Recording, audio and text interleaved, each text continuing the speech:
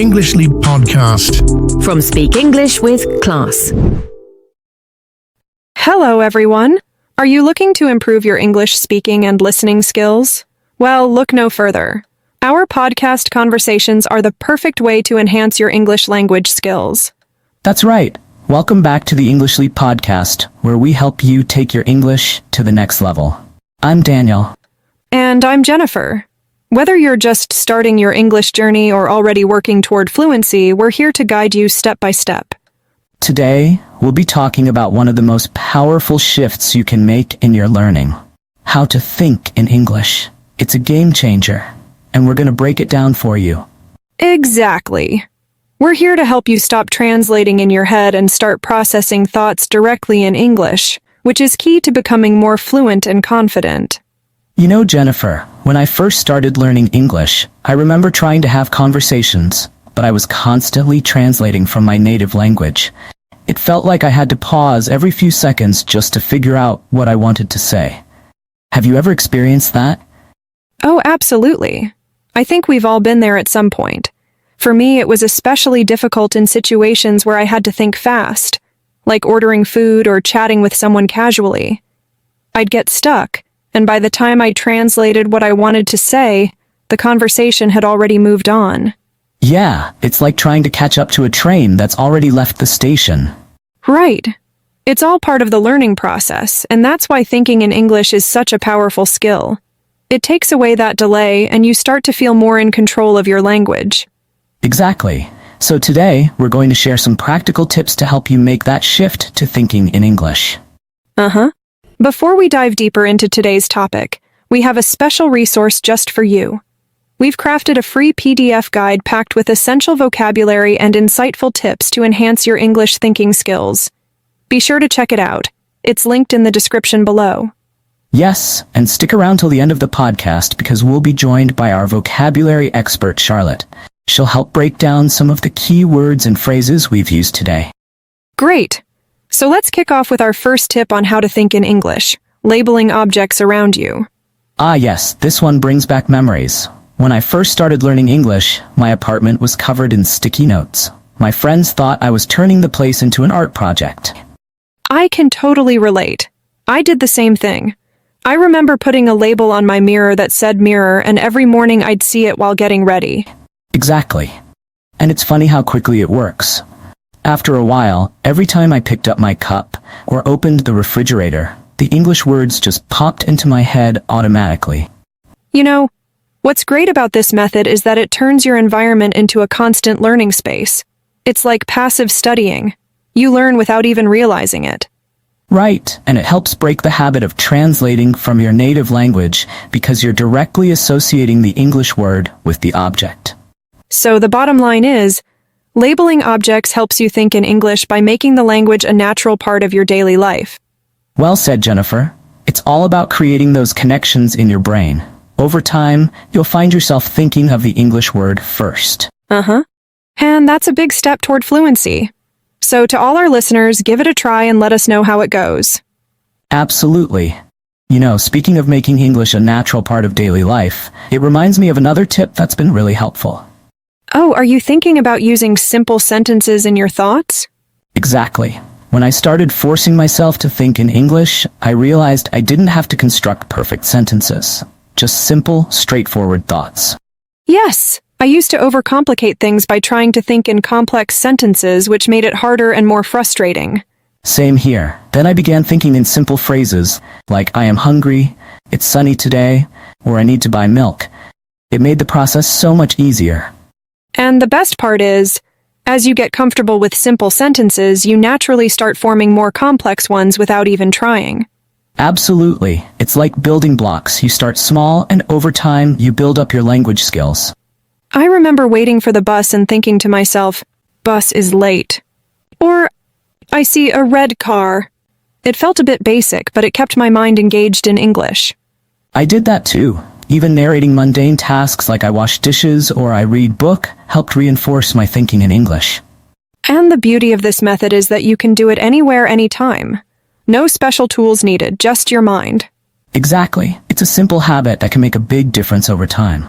So, to our listeners, Try incorporating simple English sentences into your thoughts throughout the day.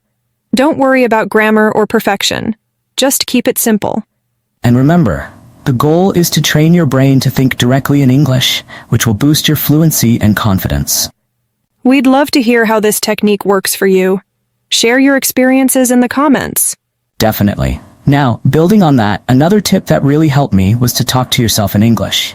Oh yes, self-talk can be surprisingly effective. Did you ever catch yourself having full conversations alone? All the time. I remember cooking dinner and narrating every step. Now I chop the onions, I need to boil the water. It felt a bit silly at first, but it made a big difference. I did the same when I was driving. I'd comment on everything. The traffic is heavy today.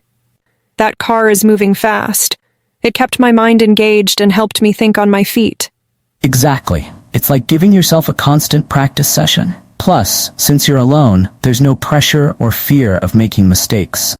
And over time it becomes second nature. You start thinking in English without even trying.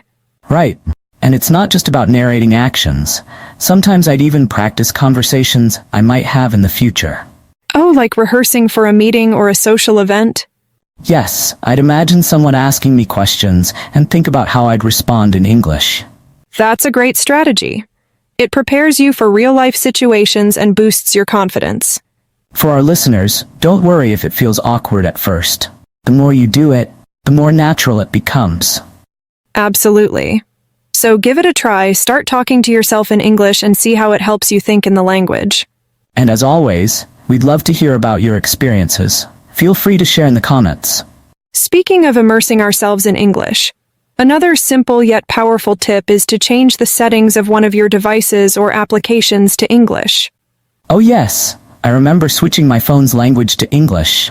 It was a bit challenging at first, but it forced me to navigate in English daily. Same here. I changed the language on my social media apps. It was interesting to see everything in English. It felt like a mini immersion. It's a great way to surround yourself with the language. You get used to seeing and reading English regularly.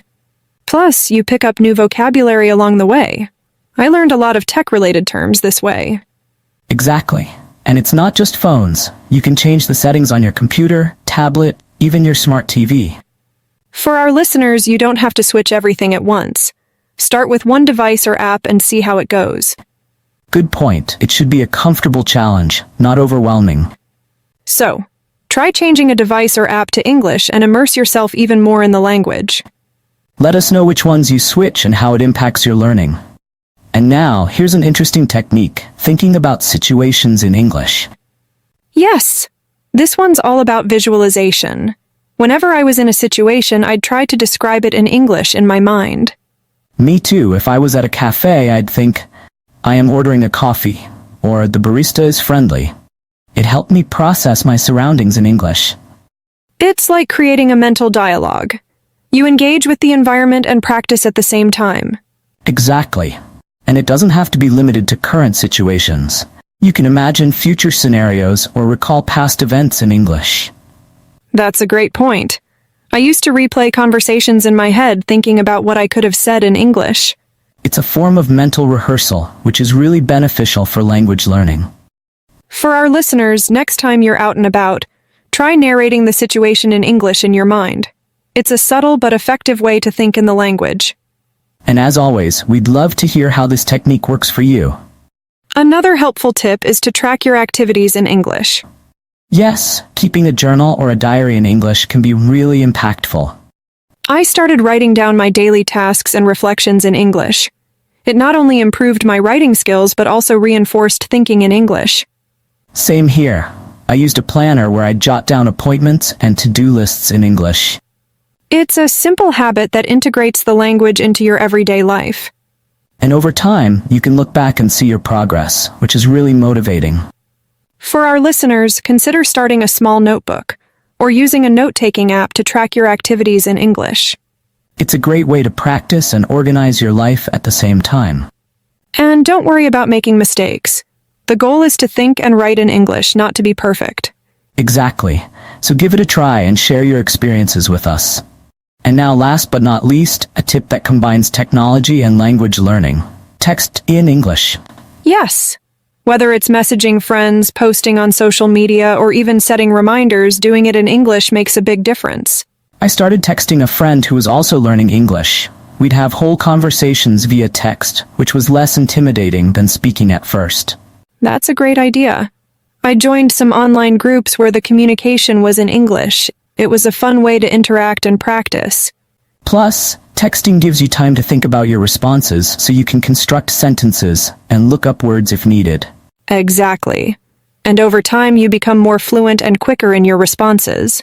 For our listeners, try switching some of your texting or social media interactions to English.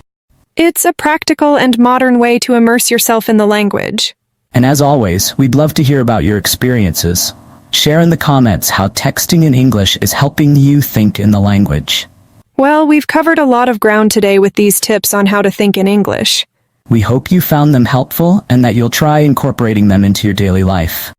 Remember, the key is consistency and making English a natural part of your routine. Before we wrap up, let's bring in Charlotte, our vocabulary expert, to go over some of the key words and phrases from our conversation. Charlotte, over to you. Thanks, Jennifer and Daniel. Let's explore some of the vocabulary you've used today. Enhance, to improve the quality, amount, or strength of something. Example, our podcast conversations are the perfect way to enhance your English language skills. Game changer, something that significantly alters the way things are done. Example, thinking in English is a game changer for language learners. Processing thoughts, the act of thinking and understanding information in your mind. Example, start processing thoughts directly in English to become more fluent. Reflecting, thinking deeply or carefully about something. Example, Daniel was reflecting on his experiences when he first started learning English. Translating in your head, mentally converting words from one language to another. Example, stop translating in your head to think more naturally in English. Catch up to a train that's already left the station. An idiom meaning trying to reach or engage with something that has already progressed. Example, by the time I thought of the right words, the conversation had moved on. It felt like trying to catch up to a train that's already left the station. Overcomplicate, to make something more complex than necessary. Example, don't overcomplicate your thoughts. Start with simple sentences. Straightforward, simple and easy to understand. Example, thinking in straightforward thoughts can ease the learning process. Mundane tasks, ordinary, everyday activities that are not exciting.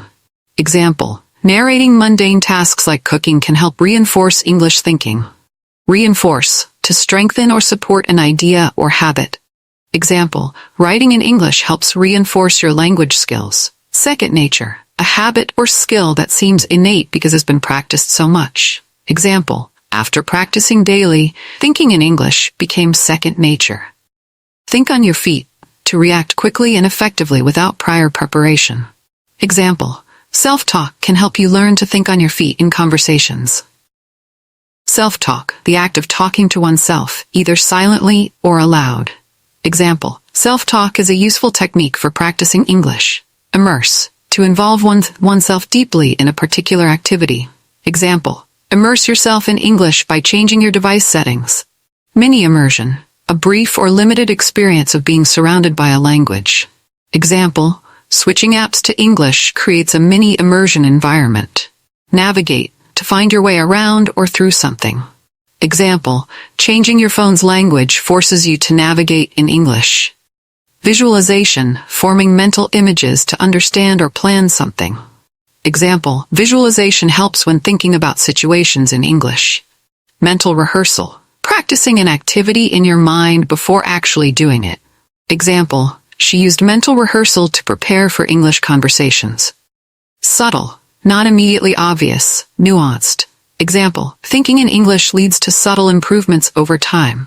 Impactful, having a significant effect or influence. Example, keeping a journal in English is an impactful way to learn. Jot down, to write something quickly. Example, he would jot down new words in his notebook. Intimidating, making one feel nervous or frightened. Example, speaking with natives can be intimidating, but practice helps. Fluency, the ability to speak or write a language easily and accurately. Example, These tips will help you achieve fluency in English. Consistency, the quality of always behaving in the same way. Example, consistency is key in making progress with language learning.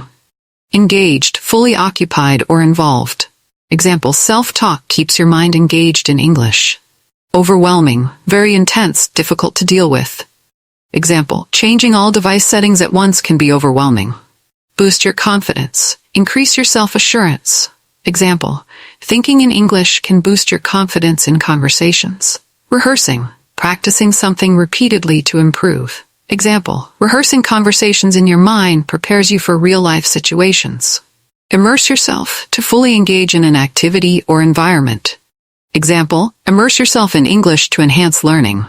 Practical, useful and sensible. Example, texting in English is a practical way to practice writing. Natural part of your routine, something you do regularly without effort. Example, make thinking in English a natural part of your routine.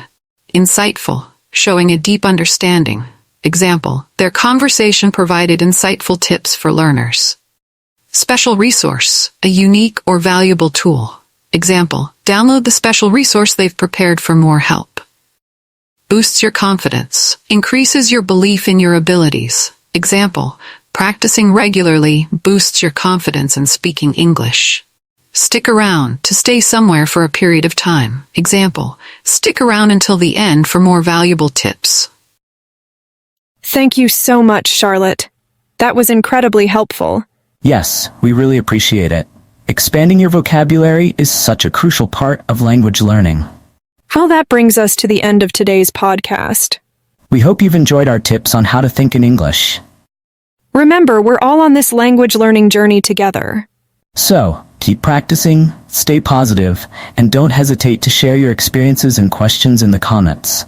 And don't forget to download our free PDF guide. It's a great resource to support your learning. Thanks for joining us today. Until next time, happy learning. Goodbye, everyone. Your progress doesn't end here. To continue advancing your English skills, click on the next video or explore the additional videos we've thoughtfully selected for you.